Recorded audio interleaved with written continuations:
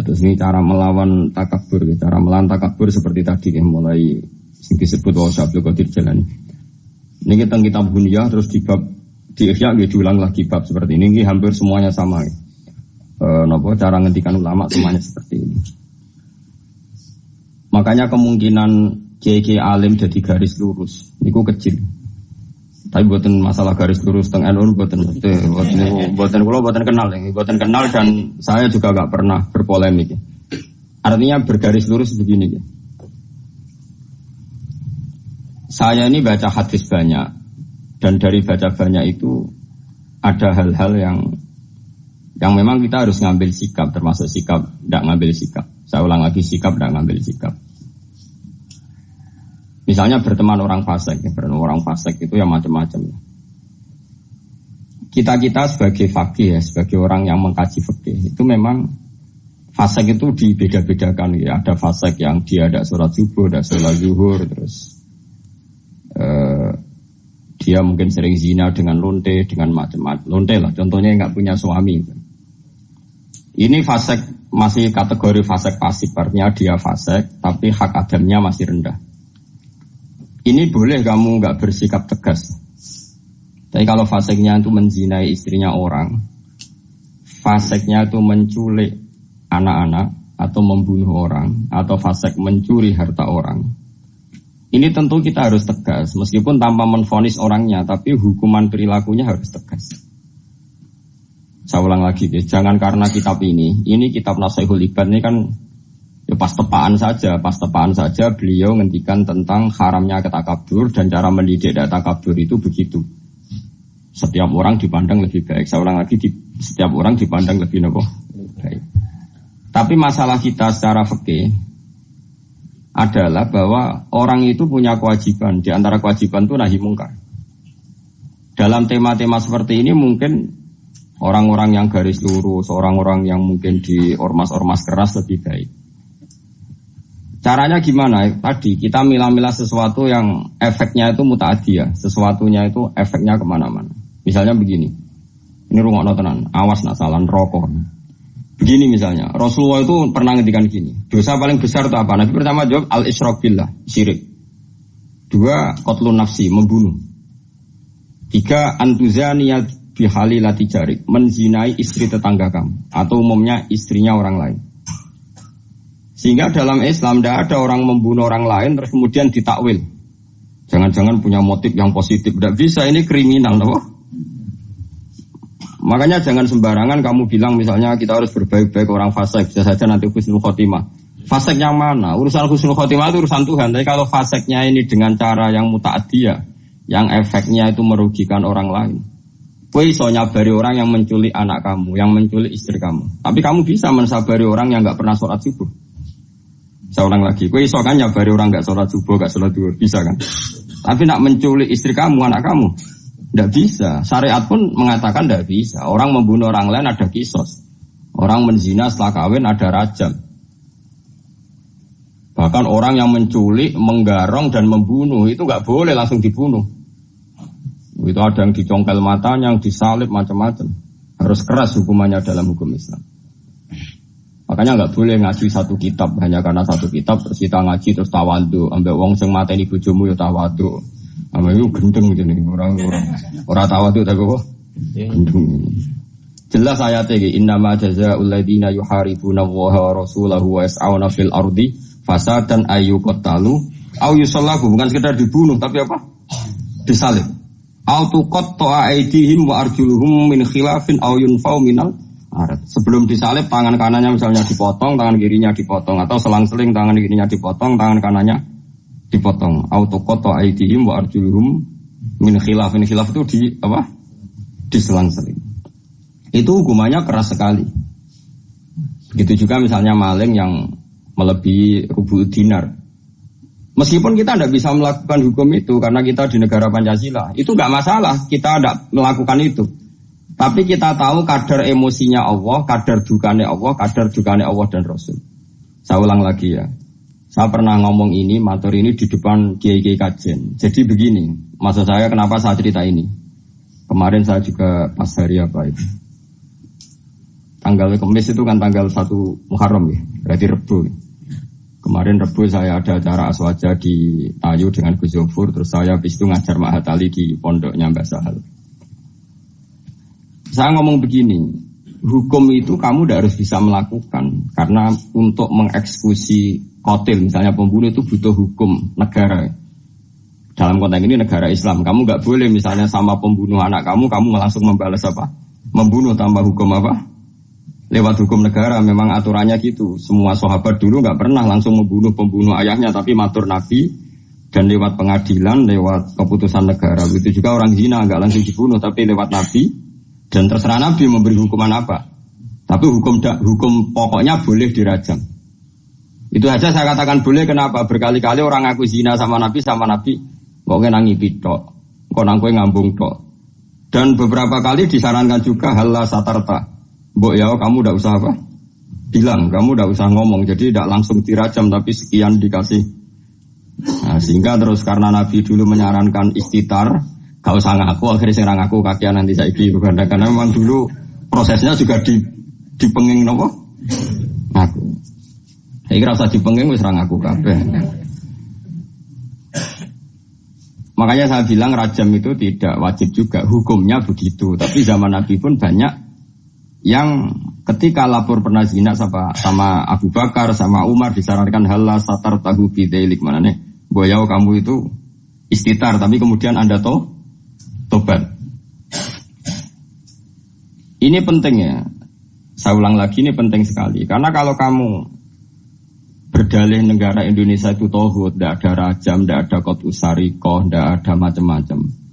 Pertanyaannya itu begini loh, setelah hukum rajam tidak ada, hukum qisas sama pembunuh tidak ada.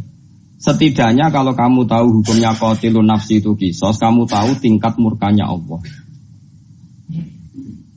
Kalau kamu tahu tingkat murkanya Allah, misalnya di qisas tidak ada, kemudian negara modern dihukum seumur hidup, kamu harus setuju. Tapi dihukum seumur hidup ini kamu bukan setuju karena itu pengganti qisas. Saya ulang lagi, pengganti apa?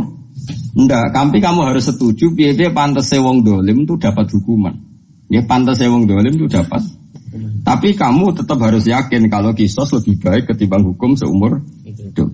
Tapi jangan lalu kalau tidak qisas terus nggak usah sama sekali. Jangan, itu wong mutung gini. Nopo? Wong nopo? Mutung. Dalam kaidah fikih tidak boleh seperti itu. Jadi malah yutroku kulluh, la yutroku kulluh. Kalau tidak bisa ideal, ya jangan sama sekali. Guiling-gilingan, nak orang yang berbuat dolim, lahum fid dunya khizyun, di dunianya harus dapat kehinaan. Begitu juga menyangkut lonte, sundel dan sebagainya, copet. Misalnya ada orang jadi lonte karena ini negara modern, demokratis, nggak ada hukumannya, itu urusan hak asasi manusia, apalagi dia tidak punya suami. Oke, itu urusannya. Tapi kemudian delalah tonggo-tonggo ini nyebut itu lonte, sundel, WTS, terus maling, copet, germo, wes elek-elek lah. Cara wong nganggur ya sampah masyarakat, gento, macam-macam lah. Itu meskipun kita yang kiai, saya ulang lagi kita yang kiai kan bobo soleh tenan memang nak ngomong terukur. Terukur manane sing wis ngomong lonte akeh sene bobo menang sehingga kita kecelok cangkem apik. Masih oke bobo soleh, kamu harus kuat ilmunya itu bagus ketika masyarakat menvonis itu lonte, sundel, maling, copet, gendut. Karena ciri utama kesalahan adalah ngendikane Allah lahum fid dunya khizyun, di dunianya juga harus hina. Termasuk dengan penamaan-penamaan yang buruk. Meskipun orang tertentu karena dia kiai atau sufi gak perlu melok kecangkeman se-ekstrim itu. Tapi biarkan kalau Allah bikin hukum seperti itu. Karena ciri utama kesalahan adalah lahum fid dunya khizyun. Kalau salah itu dimaki-maki. Ini penting kalau aturakan kata ngedikane Kanjeng Nabi, Allah itu akan mencabut barokahnya bumi jika orang dolim tidak dikatakan dia dolim. Karena nanti kalau salah istilah, misalnya satu kampung itu orangnya beretika semua, khusyuk kabeh, meneng kabeh, omongannya apik kabeh. Ono wong lonte dari boten derek-derek, ono copet dari, niku boten copet nih, niku tiang kreatif sing baik. Ono lonte dari, wah niku tiang laris, wah yo repot nih. Jadi lonte laris dari niku tiang tiang laris. Dari orang di koyok di ono ide lonte dibacakno wanita harapan. Mohon yo dadi repot. Makanya saya pernah bersaksi betul ini saya berhadapan-hadapan. Ada orang yang aid karena frisek ya, bukan aid karena kecelakaan bekasnya jarum atau bekasnya gigitan atau apa pokoknya karena benar-benar frisek ya, sek bebas ngawur. Ada dokter itu konsultasi sama ulama. Kemudian saya pas di situ ada beberapa ulama, ada beberapa kiai pasti. Di dokter tadi orangnya sangat nasionalis ya, dia ada gak mati mikir lah pentingnya agama. Dia tanya, Pak Kiai sekarang kedokteran baru nyari obatnya aid gini-gini dan kita ikut terlibat penelitian gini. Dia bangga sekali menceritakan ikhtiar untuk mencari obatnya aid. Kiai ini terkenal ramah sekali, terkenal sopan, terkenal gak pernah ngetikan keras. Tapi di luar dugaan saya pun gak pernah menduga kalau Kiai tadi jawabnya gini. Wong zina sak karepe dhewe iku wong maksiat. Pangeran kepen ngukum sampean kepen ngobati. Kono nak sampean kepen nantang kersane pangeran. Oh nangis dokternya. Dia gak ngira kalau Kiainya jawabnya seperti itu. Sama, orang copet itu kan merugikan orang banyak. Nggawa bojone wong zina merugikan orang banyak. Kemudian masyarakat kita sudah menghukum dia sundel, dia copet, nak menotobat. Setidaknya ini gak jadi karakter yang dimaklumi. Kalau perilaku ini dimaklumi kan malah repot kita. Anak kita zina tidak merasa salah, istri kita, saudara kita, karena merasa di situ gak diperlakukan secara sinis. Barokahnya diperlakukan secara sinis kan lumayan, ada ketakutan. Paham ya? Paham ya? Nah seperti ini ya biarin Allah bikin hukum lahum fid dunya khizyun, di dunianya pasti ada unsur dina, entah kadarnya gimana itu terserah pengira. Misalnya kalau orang bodoh jadi imam, macamnya surat sih lagi Fatihah, terus dikeluarkan dari masjid, wah bodoh jadi imam keben. Nak rata ono kejadian itu sang bodoh-bodoh pede, terus ngimami nyanyi Indonesia Raya kan yo repot. Paham? Jadi kita ini harus mikir juga. Mergo masyhur gitu. Ana wong saking bodhone iku mau belajar fikih, kok fikih ku kabeh ana khilaf. Bareng dene mondok Mekah, ning Mekah mau dolanan tok. Tiap takoki masailul fikih disebut fihi kaulani. Ini ada dua pendapat. Wong pertama ngirane alim kabeh. Wong kok kabeh roh iku ana khilafe. Terus ana sing mangkal takoki. Mbah hukumnya demenan di fihi kaulani berarti sarap barwan demenan kok fihi kaulani demenan dan rokok ngawur demenan jadi hukumi fihi kaulan kok ini aku mau latihan ibu-ibu alim orang alim tapi ibu-ibu alim paham ke?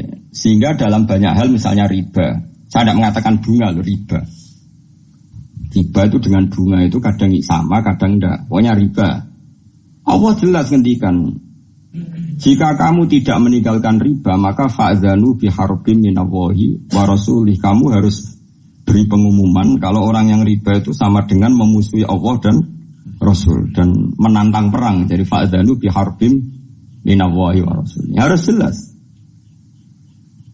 Paham ya? Terus kalau suwon kayak ngerasani itu. Ngerasani itu hukumnya haram. Tapi Allah ila yaumil qiyamah ape gawe wong ngrasani itu banyak. Mergo nek gak ono ngrasani iku wong maksiat iku yo penak, ora ono pengadilan sosial. Ora ono pengadilan apa? Sosial. Tapi nek ono sing ngrasani kan ini jadi kontrol. Dia jadi napa? Kontrol. Nggih, misalnya ono hamil di luar nikah. Oh, iki produk gagal. Mau kena apa rabi ke susu lah kena kan. Jadi akhirnya satu keluarga malu, terus mereka yang belum kena di komitmen jangan kena supaya tidak malu di depan masyarakat. Ini barokah sekali pengadilan-pengadilan seperti ini. Nah, untuk yang kiai, yang imam masjid, yang kecelok khusyuk, tokoh masyarakat, mereka sudah gelar tokoh rujukan. Ya kudu bebo cangkem ape. Si bebo tapi kejo tenanan. Kamu harus tetap membiarkan cangkem-cangkem elek ini berkeliaran karena ini pengontrol, no? Tapi kowe wong kiai kecelok serbana, nak jumatan minyakan terus. Kan yo ora pantes melok cangkem elek. Sebebo khusyuk, sebebo anteng. Tapi kayak kudu dukung, no? Pergerakan.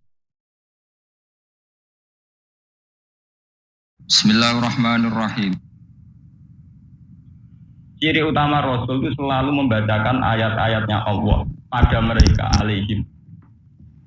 Kalau ulama itu warasatul anbiya berarti ciri utamanya selalu membacakan ayat-ayatnya Allah kepada mereka kayak ngajar. Itu sifatun kasifatun ya, cara ilmu balaghah disebut apa sifatun kasifatun atau sifatun lazimatun. Sifat yang selalu ada pada Rasul adalah yasu alaihim ayati, membaca ayat-ayatnya Allah.